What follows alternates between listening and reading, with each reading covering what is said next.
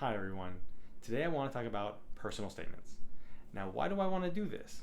Because these are the main pieces of evidence used to corroborate my client's statements. Now, let's take a step back and understand the IDES equation. Simple equation, two factors. One, medical diagnosis. Two, functional loss. Because ultimately, there's nothing to be talked about if you have no functional loss, meaning you can still do 100% of your job. You can have all the diagnoses in the world, but you have to show that they're causing you not to be able to do your job. So, when my clients go to the doctor and complain about certain things, this is noted in their medical record. Okay, great. Also, when my clients submit personal statements, but also testimony to the MEB, IPEB, FPEB, post-FPEB appeals, these again are all self-serving. So, the statements that we're looking for are from disinterested third parties, meaning they have nothing to gain in this process, because if they did, they'd have an incentive to lie. And two, did they personally witness my clients not being able to do their jobs, meaning the functional loss that we need to prove? Did they actually see it? So really what these two factors are is a statement trustworthy and is it accurate? Trustworthiness and accuracy.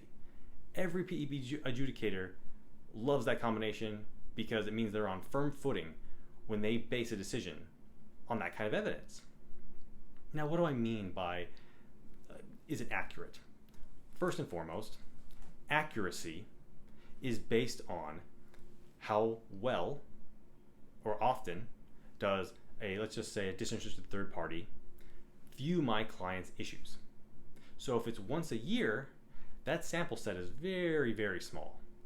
Although every condition is different, very unlikely that once a year is really going to carry the day. But does that mean that the pendulum swings to the other side and says, oh, you need to see him every day? No. Because again, every case is different. Every condition affects people differently. So that's why it's key to have that regularity of observation, if you will. Secondly, the reason we need eyes on is because the issue with the MEB report and things that come to the PEB already is that they're not always accurate because they don't get eyes on. And what do I mean by this? Well, if my client has leg pain and reports that to the working party leader, who's that?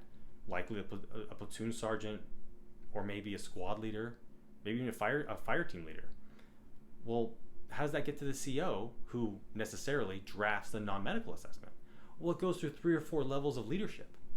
Well, what do we call that? That's a game of telephone. That's all that is. And the reason the game of telephone is fun to play is because, in this case, the service member says, I have leg pain, and 3 or 4 levels later you hear, purple monkey dishwasher. And that's precisely what happens. And that's completely unacceptable. But that's the way the system is.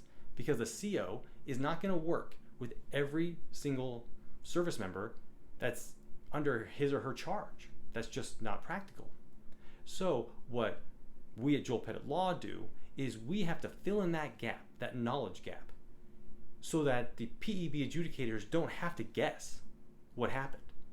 They just have to have an accurate and trustworthy statement to take away that need for guessing and say, we're not having to expend, or use our imaginations to figure this out.